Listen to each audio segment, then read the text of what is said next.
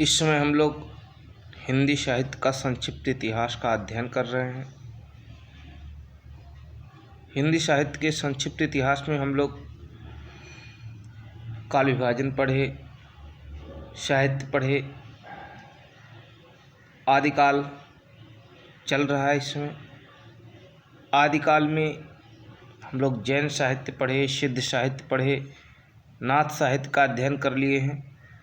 अब आज हम लोग रासो साहित्य का अध्ययन करेंगे। देखिए, आदिकाल का नाम ही वीर गाथा काल है, लेकिन आचार्य रामचंद्र शुक्ल ने रासो साहित्य से वीर गाथा काल को माना है। उसके पहले उन्होंने वीर गाथा काल के अंतर्गत नहीं रखा है, उसको पूर्व पीठिका के अंतर्गत रखा है। आदिकाल के पूर्व की जो साहित्य है उनको आचार्य रामचंद्र शुक्ल ने पूर्व पीठिका के अंतर्गत रखा है, नाम दिया है उसका। इसलिए हमने यहाँ वीर गाथा काल लिख दिया है कि आचार्य रामचंद्र के शुक्ल के अनुसार वीर गाथा काल यहीं से प्रारंभ होता है और इसका समय है 1050 से 1375 विक्रम तक, संवत 1050 से 1375। देखिए, रासो साहित्य और वीरगाथा काल की प्रवृत्तियाँ अगर पूछते, आदिकाल की प्रवृत्तियाँ या वीरगाथा काल की प्रवृत्तियाँ, रासो साहित्य की प्रवृत्तियाँ तो सब एक ही लिखेंगे आप लोग।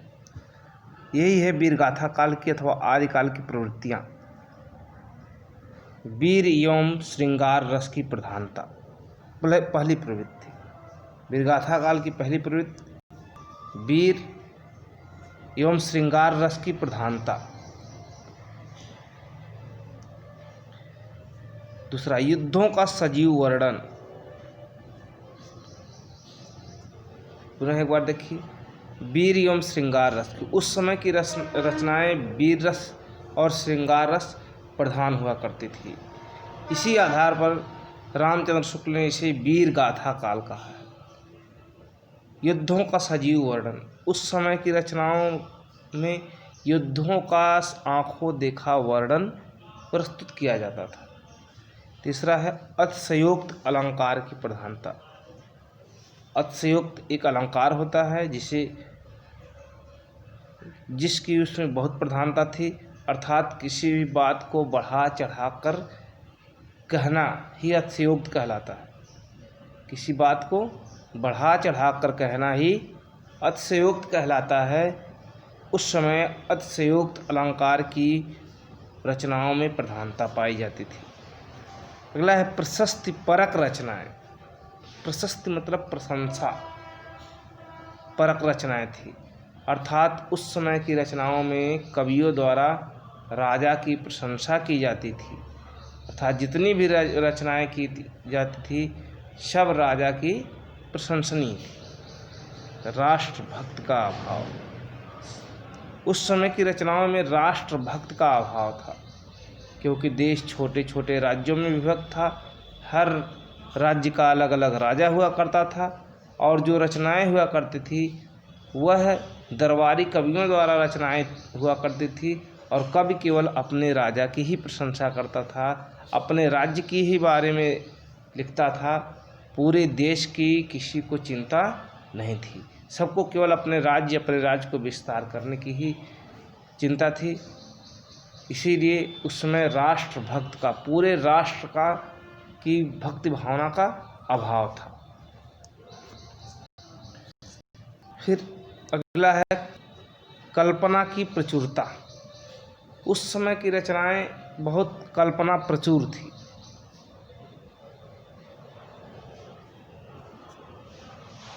मतलब उन रचनाओं में कल्पना की अधिकता पाई जाती थी, काल्पनिक रचनाएं हुआ करती थी।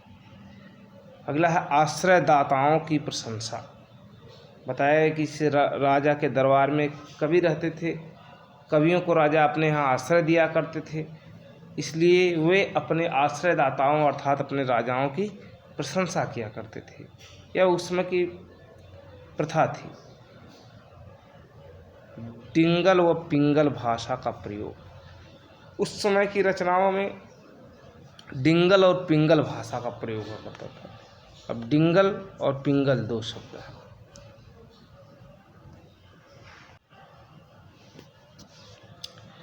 डिंगल और पिंगल भाषा।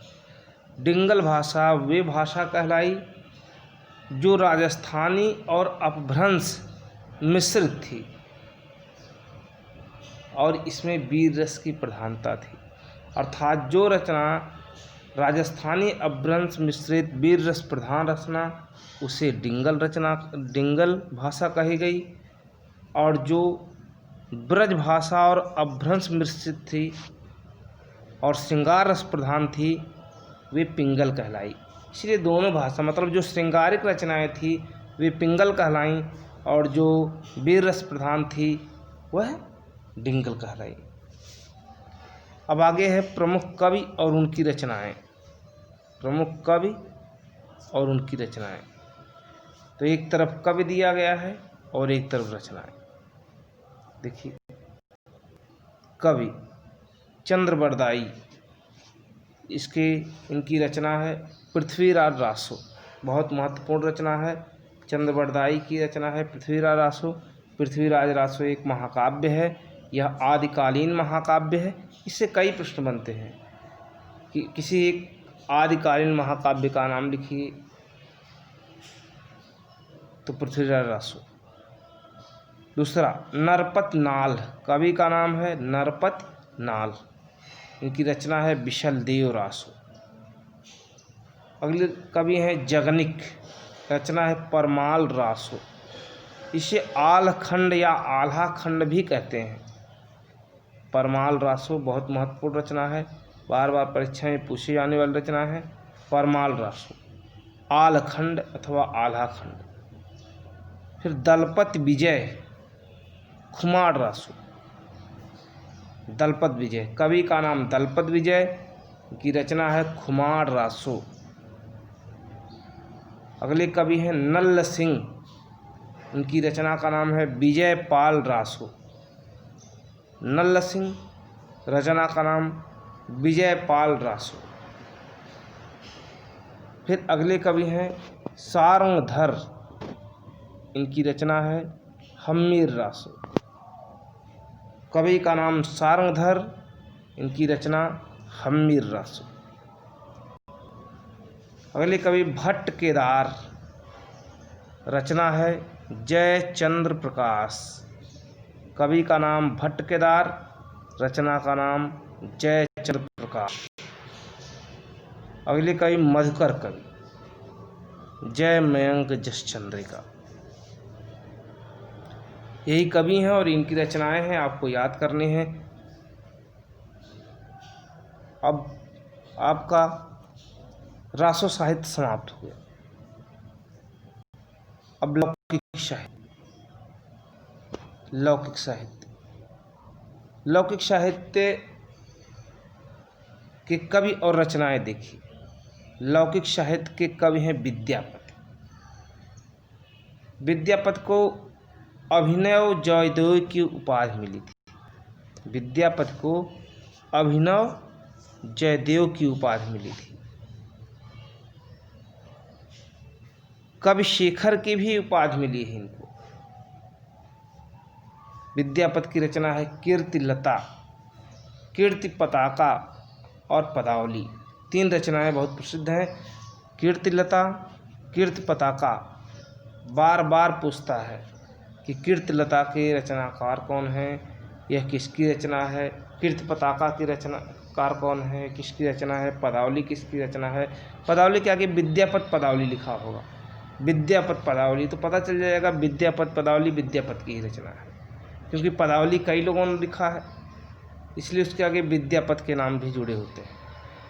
हाँ, लेकिन कीर्तिलता कीर्ति पताका के आगे विद्यापति नहीं होता है, इसको याद करना पड़ेगा आपको। कीर्तिलता और कीर्ति पताका विद्यापति की रचना है।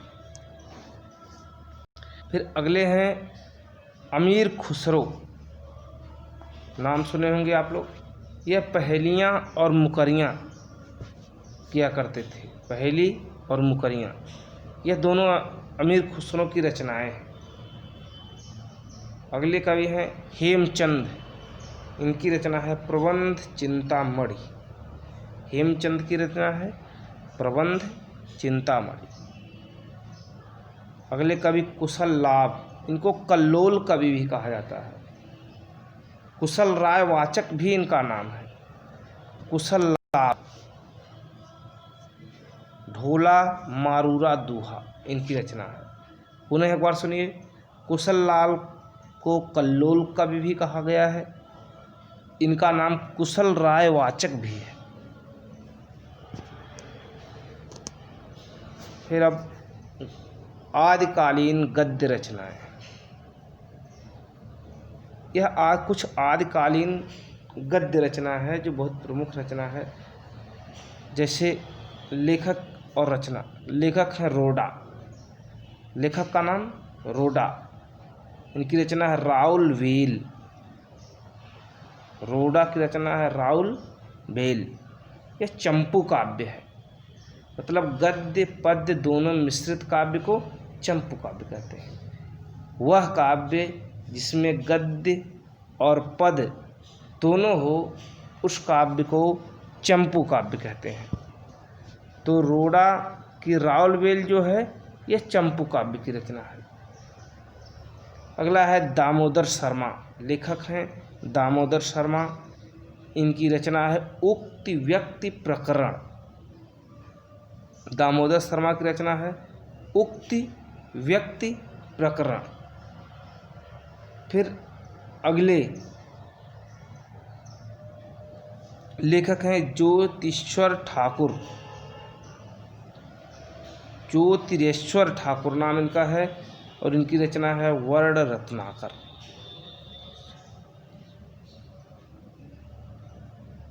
अगले लेखक गोरखनाथ, आप लोग जानते हैं नाथ संप्रदाय के कवि हैं ये गोरखनाथ। नाथ संप्रदाय के प्रवर्तक भी हैं।